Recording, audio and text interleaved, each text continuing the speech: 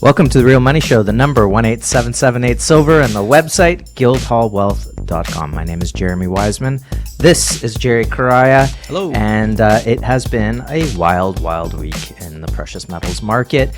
Obviously, the big thing this week was the FOMC meetings and the Federal Reserve Chairman, Norm Powell, Jerome Powell, comes out and did exactly what we expected he would do, Jerry. They are so backed into a corner, this Federal Reserve. As we broke on our show last week and I started to see the news proliferate through the blogospheres and on YouTube that the Federal Reserve has lost money, that they are down billions. And they come out, they say, well, we're going to pause, but believe you me, we're hawkish here. Oh, yeah. Believe you We're coming me. for it. Believe you me, we are going to be raising those rates like you will not believe, but not right now. Not right now. And it made me realize, it made me think that raising rates, they're ultimately raising rates on themselves. And they're in a position where everything they do is hurting them as much as it's hurting anybody else. So we have to revisit the question of the pivot and when it's going to happen. And certainly, having gone 2 meetings now with pauses, we can start to look into the future and say, look, things are going to get bad. It's only another black swan event away before, the markets are already going down after this event. Gold and silver, though, sure, they went down a little bit, but they haven't really lost anything on the year, have they, Jerry? Not at all. Precious metals have been very buoyant over the past few months, over the course of the last few years, in fact, despite hawkishness of the Federal Reserve being the jawbone Powell that he is. He talks a good talk, but he's not walking a good walk. The Federal Reserve is not doing its job. Their job is to maintain the purchasing power of the currency. That is being lost. Things are breaking. Debt is surging. U.S. debt. People are now paying more than $2 billion per day in just interest expenses alone. And this is unsustainable. Things are cracking at the seams. Stocks are being sold at a pace that we have never seen before. The monies are flowing. And they're flowing because the Federal Reserve and the systems underneath the Federal Reserve have lost all credibility, Jeremy. And that is the thing. People are seeing right through it. Leonard Cohen wrote, everybody knows, Jeremy. Everybody knows. Absolutely. And, these are times where you need to fortify your future and you need to be prepared for what's coming down the pike. And gold and silver are stores of value.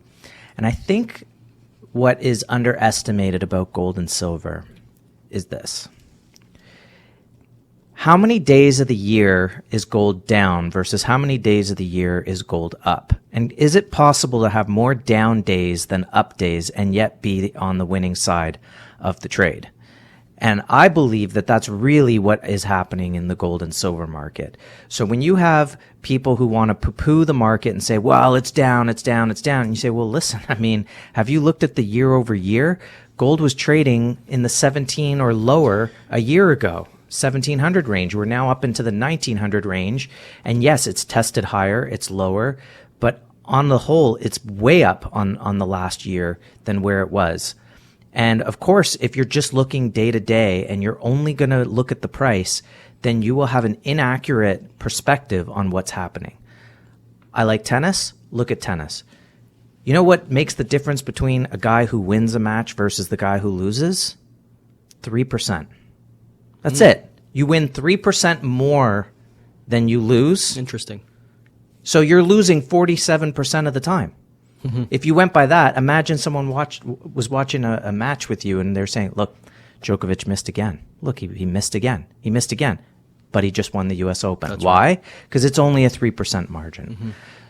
What's the point here? The point is that for us, you have to look at the fundamentals. You've got to look at the fundamentals. How much does it cost to pull it out of the ground? How much is available? Supply, demand. How much is it being demanded? Anyone who listens to the show, congratulations to you, because you already know that the central banks have been buying it like crazy. If you had a printing press in your backyard, what would you go buy? Would you go buy dollars? Would you go buy NFTs? Would you go buy a bunch of digital assets, or would you go out and buy real things because you understand the magic of fiat currency because you have a printing press in your backyard? So believe me, central banks understand the illusion. Mm-hmm. They understand the illusion of currency that they call money. The first illusion is to start off with mixing up your definitions. That's right, redefine. Call it money. Well, if you can't pull out all of your money out of the bank in one shot and get the cash, then what is it that you have in the bank? Mm-hmm. Promises. A fugazi, a fugazi. It doesn't exist. So this is the problem. We've moved into an era where money, quote unquote, actually currency, has become very expensive. It's going to only continue to get it more expensive. And how do you protect against that? Well, you buy things that are undervalued, specifically assets. Gold and silver against the debts are still extremely undervalued. If you look at them against how many ounces of gold it would take to buy a house, it is extremely undervalued. How many ounces of gold against the indices, the stock indices, extremely undervalued. So this is the opportunity to acquire the assets on the cheap because they're not going to be cheap for very long. Mm-hmm. So you have to look at ways to get involved in the market. And what we suggest is actual physical, not exposure to the market through ETFs or gold-backed funds or certificates or anything where you have exposure to the market but actually no ownership. If you're going to really fortify your future, you have to own it. If you can't hold it, you don't own it. That's right. What are your thoughts on all that? No, I agree. And we had that conversation this week earlier with a few people that came in and confused about the idea of getting the exposure necessary to create a portfolio to strategically acquire bullion for wealth insurance, hedging for currency risks, and not understanding the difference between the proxy, like a mining share, versus the real ownership. When you're owning something like a mining share, you're also exposing yourself to, are they pulling out product out of the ground? Are they beating the street? What does the management team look like? What does the balance sheet look like? Inflation now is ravaging almost every single company. And now miners, they're also having to pay more for gasoline, for diesel to get into so the bottom line gets hit on these mining shares. Whereas with precious metals, there is zero counterparty risk. You're not adding another layer of uncertainty, especially how uncertain these times are, Jeremy. With inflation and the pace at which the inflation is rising, Canada's inflation hit 4%. Is it at 4%? Likely not. It's much, much higher than that. So we don't have a proper gauge to determine, where is inflation? What is the pace at which we're losing our money or losing the purchasing power or the value of our currency? This is why we talk about these fundamentals on the Real Money Show. The fundamentals such as inflation, currency devaluation, supply and demand, and geopolitical. They're all moving in tandem. It's a 4-piston vehicle moving. Is this gas-powered? Silver and gold are ready and primed and ready to move higher. The number 18778-SILVER, the website, guildhallwealth.com. I think it's good to reiterate on occasion that price is what you pay and value is what you get. We've said, okay, gold and silver are undervalued. Well, how do you know that? Part of the trick against the people is to have them not understand the value of the dollar. If you ask anybody, what's the value of the Canadian dollar? They say, I don't know, 1.36 against the US dollar. Okay, well, what is the value of the US dollar? I don't know. Mm-hmm. So you have to understand value in order to be able to make proper economic decisions. And if the inflation rates that you're being told are based on mathematics that aren't correct, where they're not putting in the right gauges, where they're disengaging certain gauges, then how are you supposed to understand the value? And this is why gold becomes so important. Now, we approach it from the sense of how many ounces of gold does it take to buy this, to buy that? And if it's a lot, like we can look at the silver market. We've talked about, buying a house with silver. You probably need over 30,000 ounces of silver right now to buy a house. We could do the math. We'll do it in a moment at the break. but it should probably only cost you 2,500 ounces, maybe 5,000 at most. So you have to understand the value. And if you understand the value, then you would start to see that price is what you pay and value is what you get. And the price of silver at 24 something dollars an ounce, just shy of 24, gold trading at under $2,000 an ounce when the debt in the US is 33 trillion. The debt around the world is in the 300 trillion range, not including unfunded liabilities. How do you want to be in front of that Mack truck when it starts really collapsing? You don't want to be there. The idea is, again, fortify your future. Have some assets that keep their value, maintain it over a long term, and we have an opportunity right now to get them while they're low. They're still quite low, and you can do it direct with Guildhall. Just simply give us a call, go online. You can buy it direct. You can hold it in a vault facility. You can even hold it in a registered account, fully allocated, fully segregated. We've got those numbers. Right now it takes 33,826 ounces to buy a property in Toronto. That is absolutely ridiculous. And that's just for an $800,000 home. Not in Toronto.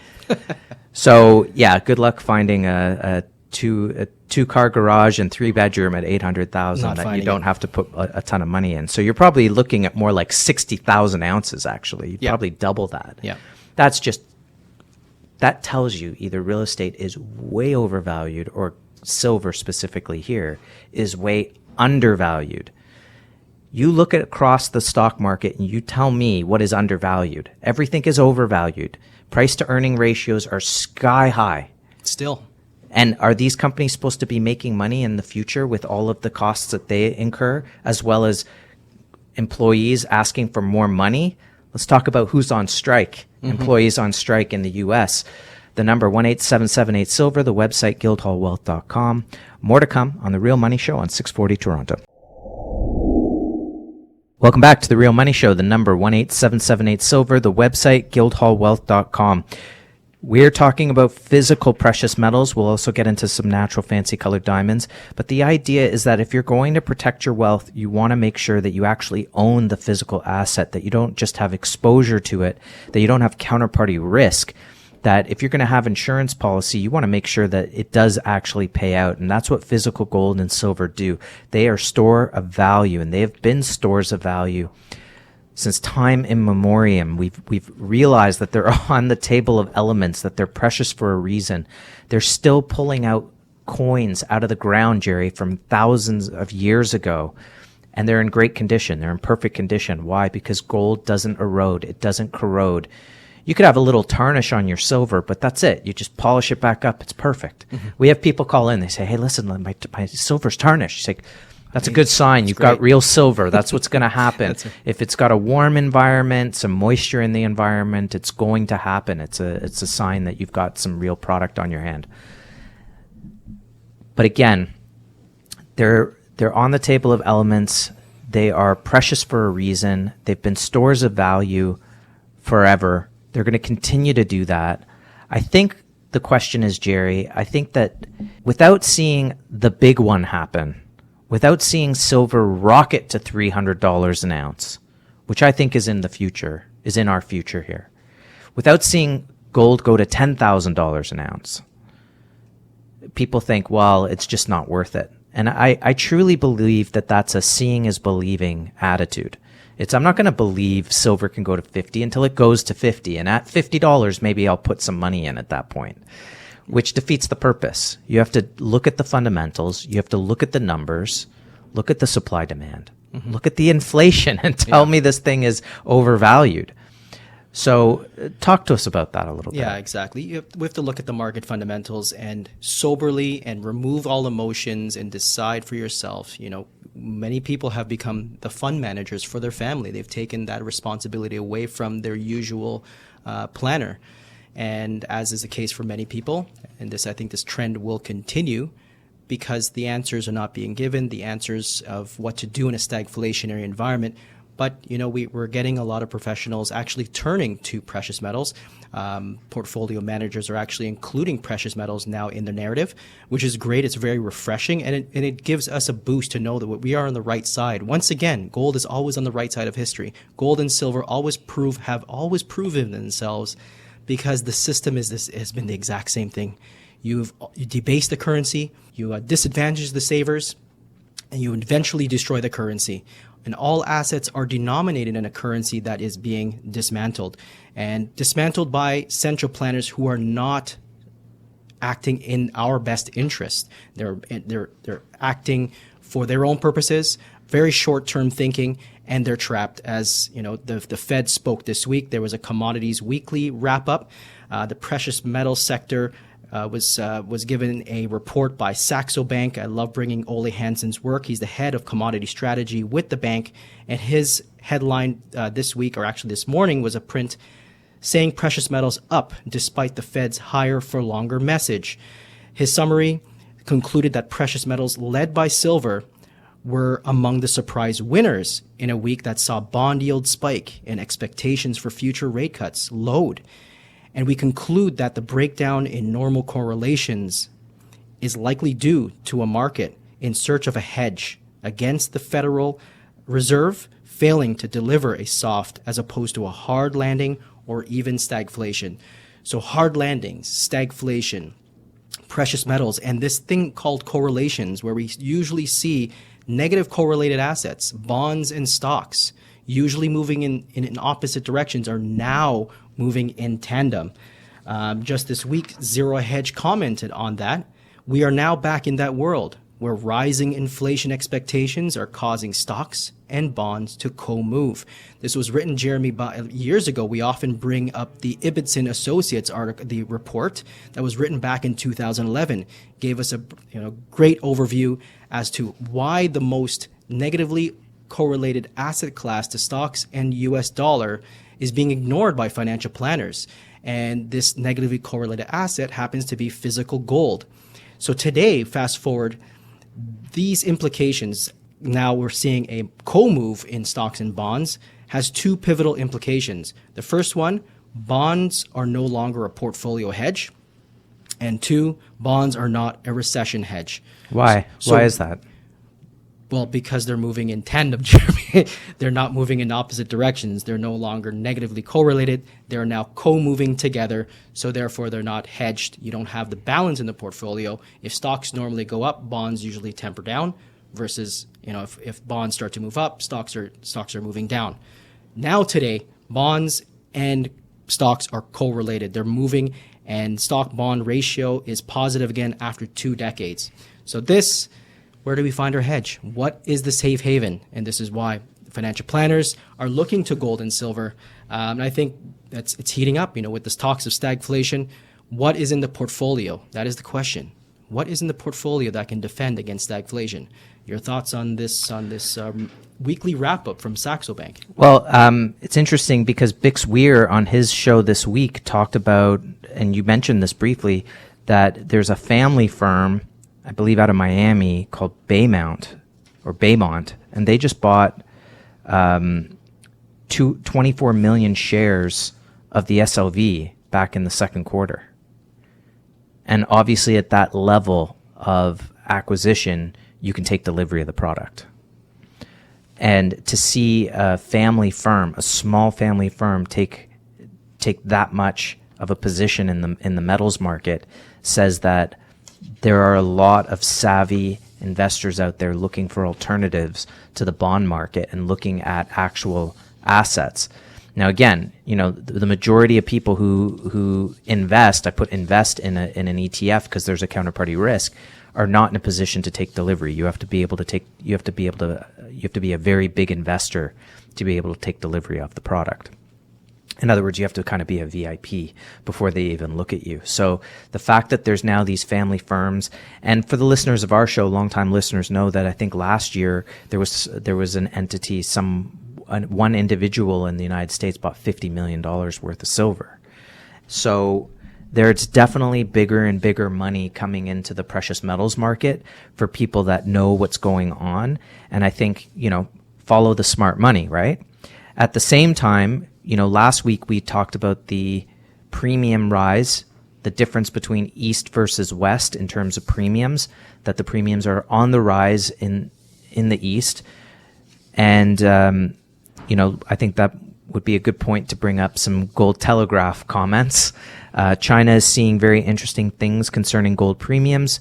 Remember, domestic firms that need to purchase 50 million or more will now require approval from the People's Bank of China, and China has been stockpiling gold for a reason. That's huge. This is something else from Gold Telegraph. China asks big banks to stagger and adjust dollar purchases in order to alleviate downside pressure on the yuan. So they're looking to kind of acquire gold without having it pressure the yuan. Gold premium in China hit a record. China is the largest producer of gold on the planet. The People's Bank of China has bought gold for 10 consecutive months. China has cut holdings of U.S. treasuries to the lowest level since 2009. China's central bank will now scrutinize large purchases of dollars. More and more countries are using the yuan for international trade, and Saudi Arabia has also cut its holding of U.S. treasuries to a 6-year low. Before I keep going on with this, do you think that has anything to do with the bond market becoming positively correlated to stocks, that all of these entities are letting go of treasuries? They're not. This is exactly what it is. It's de-dollarization. Treasuries are being dumped. And as a result, the bonds are no longer a safe haven. This is the trust of the U.S. Treasury now that's at stake here. And the Federal Reserve is having to foot that bill. The de-dollarization trend is going to continue rapidly. Now we're seeing huge market. Indonesia is the latest to join this de-dollarization trend. This is massive. This is a huge, another nail in the coffin for U.S. dollar control, hegemony, world global trade and control. This is going to be a huge impact, and we have to follow the Chinese market. We have to follow the BRIC nations, because these nations represent now probably more than half of the world's GDP. This is a strategic move that they're doing in China. The reserves keep climbing month over month. Physical reserves are climbing to a point where the outflows coming out of the ETFs is rapidly being undertaken. The family offices, I can see them taking delivery as well. This is a big family coming into the market, and everyone's paying attention to this. And I love the fact that we have, Jamie Carrasco out of Toronto, Canaccord Genuity. He's once again came on the dial this week on X, on Twitter, and talking about this phenomenon, talking about this trend of following what's going on with the East versus West disparity. He wrote this week, regardless of the initial bullish reaction from the Fed's announcement, don't be surprised by the smackdown in the paper price of gold, the paper price at the COMEX. For a long time now, he says, the algorithms have never allowed the paper price to rise higher than the price it was prior to any Fed announcement until the week after. They don't want the Western investors to figure out it's not just a pet rock. They will have to figure out that on their own at a very expensive cost. And he writes, however, true price discovery is afoot and continues moving east as the Shanghai Exchange, the gold, opened higher and currently trading at $2,015. Right now, it's about $2,030 right now, whereas gold right now is trading in the U.S., in North American markets at about $1,940. Still almost $100 premium right now as we speak.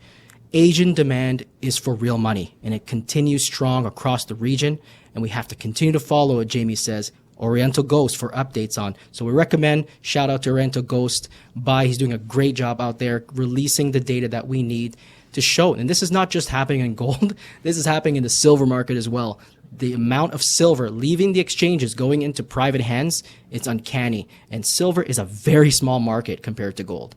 It's a strategic market. I think it's a national security issue. If you run low on silver, this is going to impact the military industrial complex. They need the silver at this very moment, especially with the geopolitical stuff rising. Especially here in Canada, we have to see what's happening with Canada and India relations. Yeah. So what I'm hearing is coiled spring, premiums rising in Asia, prices rising in Asia, still able to get the product at a lower rate here. coiled spring. This is going to take off. It's going to be huge. It's an opportunity to protect wealth. It's an opportunity to grow wealth as long as you do it the right way. If you're going to be DIY about all of this, you could make a lot of mistakes in the market. You could end up doing the wrong things. You could end up, investing in things as opposed to owning things, and not quite understanding costs and not being able to put things in the right perspective of how this all works. So, it's important to have the conversations, learn about the market, understand the fundamentals to properly fortify your future. But gold and silver have a lot of room to run here. So give us a call. The number's 1-877-8-SILVER, the website guildhallwealth.com. Of course, buy it direct, go online, give us a call, make an appointment, come direct to the office. Hold it in a vault facility, store your wealth, protect your wealth, make it easy to liquidate on a phone call, or even consider a registered account. What a great way to physically hold, fully allocated, fully segregated. You own it, but it's held in a vault facility outside the banking system, and you can take advantage of the upcoming and current bull market in precious metals. Real Money Show on 640 Toronto. We'll be right back. Welcome back to the Real Money Show. The number 1-877-8-SILVER, the website guildhallwealth.com. Give us a call, get a package, learn about how to hold physical precious metals in a registered account. Great way to diversify a retirement portfolio with real money. And that's why we call it the Real Money Show. Jerry, you mentioned that silver was a national security issue, and I thought that was interesting because at the same time I was thinking about ESG. That ESG is disappearing fast, that less and less companies are interested. The funds, the mutual funds that include companies with ESG are failing. They're not doing well. It's just being abandoned left, right, and center. And I was thinking the other day about silver with that regard, because we've talked on the show in the past about how there really isn't enough silver to be able to accommodate the concept of, well, let's get off quote unquote fossil fuels, which I thought was interesting because what I heard, Jerry, is that most fossils are at 15,000 feet, but we drill for oil at 30,000 feet. I'd love to be someone to talk to us about that, but if you're drilling for oil below the fossil fuel line, what are we actually calling it? Yeah. Anyway, that's a good one. I don't know. It's one of those, that's kind of a weird thing. Anyway, The thing is that there's not enough silver to have enough solar panels to go off quote unquote fossil fuels and all of these things, but it is industrial metal. And even if you don't go with solar power, you're still going to use it in all sorts of things. Like if every single car, electric car went off the road, it doesn't change the demand on silver for industrial usages or upcoming usages in the market. So it does make sense that in many respects, it is a national security issue because you do need it, not just for military, but for all sorts of other things. Everything. You want to talk about a potential housing crisis. You could say that. Well, what do you think goes into the glass? What goes into the glass that they make? There's silver in it, right? There's all sorts of usages. It's in medical usages. It's in anything electronic, anything digital. You have a light switch. Guess what? There's a silver contact in that. You have a refrigerator. Guess what? There's silver in it. That's right. You have a cell phone. Silver in it. You watch TV. Silver in it. You drive a car. Silver in it. There's nothing that isn't electronic or digital that you don't use in your everyday life. You want to love Bitcoin? Love Bitcoin. Guess what? You're going to need a computer to turn it on. You need silver. Speaking of Bitcoin, remember what was that thing you brought up this week regarding Mark Cuban? Oh my gosh. Jerry, why didn't we talk about this right off the gate? So apparently, we mentioned him before, right? We talked about his... Okay. So thank you. Let's go to the beginning on this. So we talked 3 weeks ago, maybe 4 weeks ago, that there was an interview with Mark Cuban on Bill Maher's new show where they get drunk, they smoke cigars, and they chit chat. I think that's his show. I don't know. I've just seen clips. And Bill Maher says, "Yeah, I own gold. I buy gold. I think he does ETFs or something. I own gold." And Mark Cuban went off on him, trying to make him feel like an absolute idiot. Just said, "You are I think he came just short of saying you're an idiot for holding gold, but you get the drift." Well, the news headline came out this week that Mark Cuban got hacked and lost $850 million worth of Bitcoin. 850. I thought you said 85 million. Was it 85? No, I think you. No, 85 million. I'm sorry, 85 million. Yeah, it was a lot. Oh, sorry, 850,000. 850,000. Still. That's right. Sorry, we're talking like Fed and debt, and you get into These the are big real, numbers. Yeah. But no, $850,000 was apparently hacked. So I'm sure everyone in the crypto industry is like, why didn't you have it off an exchange? Why wasn't it in a wallet, or not just in a wallet, but on a Trezor? Like, it's almost like, I think some people would say that's a rookie mistake. Nonetheless, It's a rookie mistake coming from the CEO of a basketball. You do not hear stories about $850,000 worth of gold being hacked, being stolen. Listen, if it got stolen out of a vault, you're insured. You're fully insured. That's right. Right? They have such a strong security that there's no need to pay out the insurance, because it doesn't happen. It just doesn't happen. So I wonder if I'm sure Bill Maher is not saying anything, but I'm sure he's right. Hey, Mark, I'd love to get you back on the show. That's right. You know what, Bill Maher, I mean, kudos to that guy for at least holding some. But I mean, to lambast a man for holding gold, I mean, something that has a track record of providing value for many families, many institutions and royalty, for this guy to come out and say, to discredit someone from holding gold and getting hacked. Gold cannot get hacked. And the fact that you have to move your Bitcoin, I do it. I mean, you got to move your crypto off the exchange. Similarly, you have to move your wealth away from particular systems, maybe a digital banking system, maybe a fractional reserve system. But the fact is, you need to get away from digital. And the main message with physical precious metals is to undigitize your wealth. The numbers that are showing up in your bank right now are just digital ones and zeros, binary code. When you go to the bank, you mentioned earlier, you want to go take it all out in one shot. You're not getting your money. You got to order it. So you got to come back in maybe a week. And tell them why you're doing it. And why you're doing it. That's right. You got to explain yourself. You don't have to explain yourself with gold. They have to explain themselves as to why you should not be holding gold. And that is my argument. Why shouldn't I be holding gold? Why shouldn't I be holding silver? Hey, listen, I started buying gold at, I think, $480 or $580 an ounce. I bought a little bit at the peak in 2011. But let me tell you, as a long-term holder of physical gold, and silver for that matter, they've done spectacularly well. They've not only kept up with inflation, they've built wealth, and they've kept up the wealth the whole time. The purchasing power is maintained. So I always look to have a little bit more in the portfolio, and I like what it's done long-term in the RSPs as well. And that's certainly what we invite everyone to do. Give us a call, 1-877-8-SILVER, the website guildhallwealth.com, and learn about how to hold physical assets in a portfolio like a registered account, RSP, TFSA, Lira, LIF, RIF. Now we have the home buyers. There's a new program, first-time home buyers. It's kind of like a TFSA. I think the limit's 8,000. Great place to start. We talked about in the last segment, right now you need, 60,000 ounces to buy a home of silver. Well, imagine what happens when silver goes to north of $50, let's say, comfortably into the hundreds of dollars. It's going to make up a lot of time in terms of your purchasing power. So give us a call, learn about that. Let's talk about some colored diamonds in the next segment, because there's been some crazy things happening in the white diamond market as well as the colored diamond market, and those are very different markets.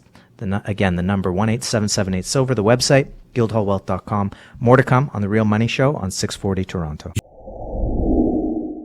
Welcome back to The Real Money Show, the number 1-877-8-SILVER, and the website, guildhallwealth.com. Jerry, as you know, and as our listeners know, we do offer natural fancy colored diamonds. They can play also a pivotal role in a portfolio, a long-term role, a multi-generational role. I was talking with a client today, tax accountant, very interesting.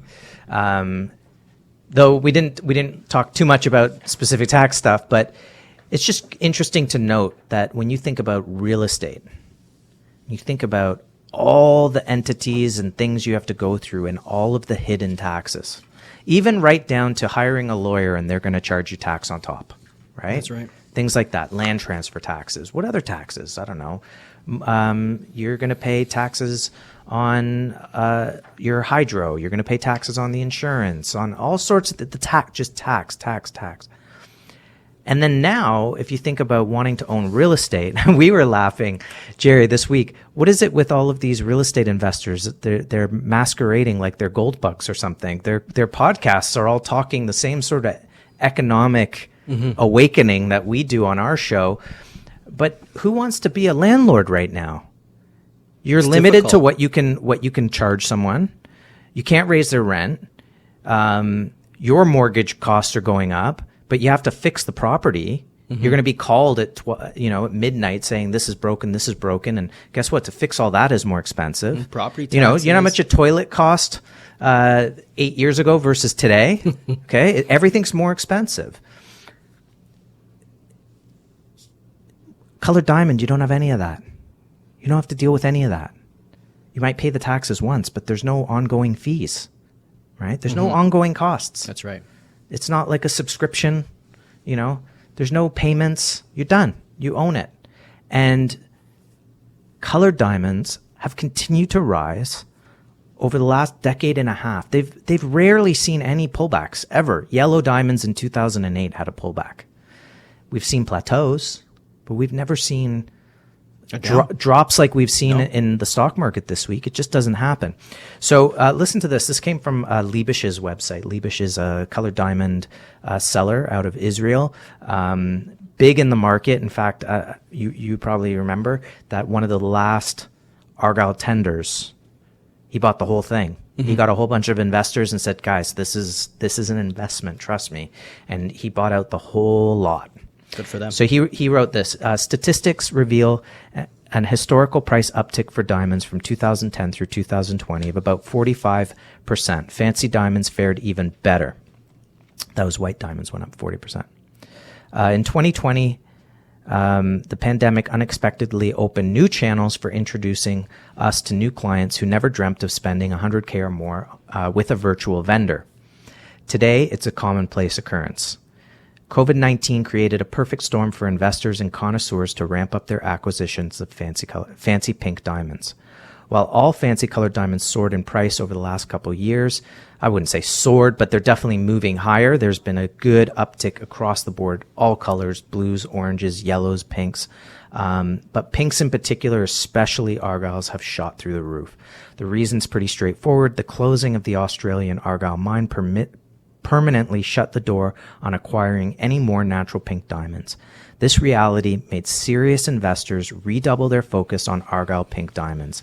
There's really no alternative for Argyle's extraordinary pink and red stones, and investors looking for pink diamond know Argyle diamonds are still the absolute best option. Well said.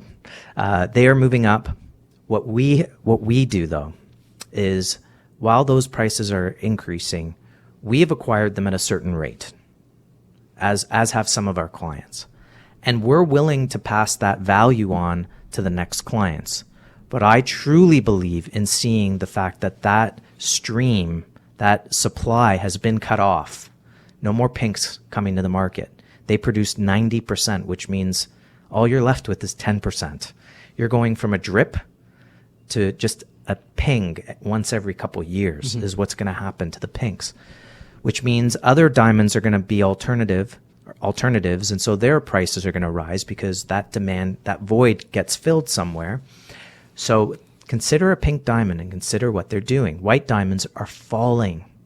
They're falling right now because the engineered diamonds are killing the market, right? But if you bought a Rolex watch, if you bought a real Rolex versus an engineered Rolex or a reverse engineered or fake Rolex, let's just be honest, which one are you going to get money back for? The real one. The real one. That's absolutely the one that goes up in value. It's the real stuff, not a digital asset, the real asset, right? Not the digital picture, the real picture. So These diamonds are rising. I wanted to just quickly talk about this one that we have. We've got a 0.29 fancy intense pink. It's a VS2. It's an emerald cut. Now it's just over a quarter carat, but this is the type of diamond, first of all, that's never been offered at the Argyle tender. Nothing like it has ever been offered. Right. I remember a diamond like this selling for like $22,000 back maybe just over a decade ago. And today they're double. Easily double, 45 grand. But something like this in the next 10 years, if we keep going the way we're going, is a $100,000 asset. Phenomenal. And this is a type of asset class that you want to be looking at to diversify your hard asset portfolio. You mentioned volatility, where in other asset classes, you just don't have that volatility in this particular market. We're all for hard assets. We love our watches. We love real estate at some points, maybe some classic cars. There are times for every type of hard asset to add to your portfolio. It's called diversification for the purpose of adding some uncorrelated assets, decorrelated assets to dollar-denominated assets. Now we're seeing a report coming from Crescat Capital written by Tavi Costa talking about the redefining the 60-40 portfolio, the paper-to-paper portfolio. And they have a chart that shows you that U.S. Treasuries and bonds are now more volatile than gold. And they're believing that the conventional investment strategies are poised to undergo a significant restructuring, placing a prominent emphasis on investments in hard assets. What is your hard asset? Is it just real estate? It could be a classic car. We have a client that just brought his classic car by. Phenomenal. Is it a watch? We want you to look at an investment grade pink Argyle stone. I love this stone. It looks almost borderline red. The emerald on it, it's a perfect cut. And if you're in the market for something in around the $50,000 budget, this one is for you. I can't wait to show this to some clients. This is one of my favorite. I do have the report. So if you do want the report, I can send that your way. We have a great write-up from Nicole. She did a write-up about a month and a half ago. So I'd be more than happy to send that over. The number 18778 Silver, the website, guildhallwealth.com. Well, that does it for the show this week. We'll just have to keep watching all of the developing stories, but we truly believe that if you're going to fortify your future, you have to hold physical assets. We're not your advisor. Please talk to the people that you trust. This is, for us, just a great way to protect wealth. I've done it for years. Jerry's done it for years. We've seen the results. You can go to our Trustpilot and see the results from our clients and what they have to say about Guildhall. If you've missed a show, check us out on YouTube. The number 18778 Silver, the website, guildhallwealth.com. Can't wait to speak to you next week here on The Real Money Show on 640 Toronto.